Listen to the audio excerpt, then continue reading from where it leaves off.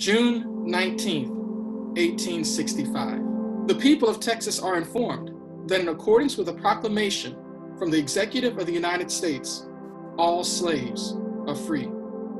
88 years after the Declaration of Independence, 2 years after Lincoln's Emancipation Proclamation, 2 months after Lee surrendered his forces at Appomattox Courthouse, the slaves, now freed persons, celebrated and cheered because it was their hopes and dreams and optimism.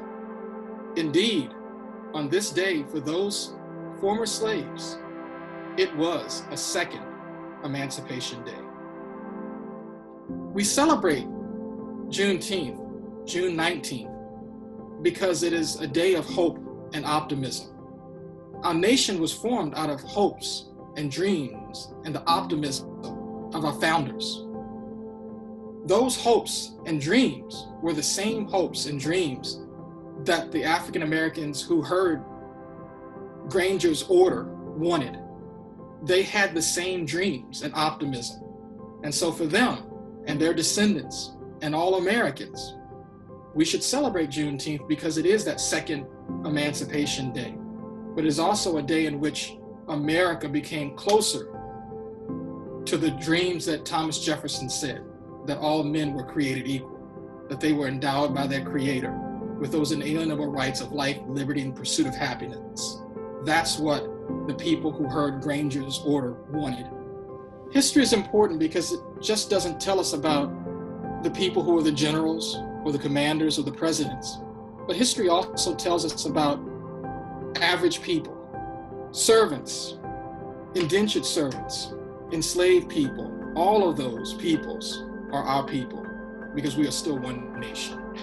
But to understand that, we have to understand the history behind it, the reasons that led to the Civil War, the reasons that led to that Emancipation Proclamation not freeing everyone, and in a sense, the reasons that led to those hopes and dreams of Juneteenth sometimes being dashed, the reasons why lynching happened, the reasons why you had Jim Crow, the reasons why we're still fighting racial strife today. If we knew that history and understood the reasons and the ramifications of it, we might be a little bit better in making decisions as a nation. I grew up in Virginia, and for my ancestors and parents, we didn't have a Emancipation Day, but we did celebrate that our ancestors were emancipated.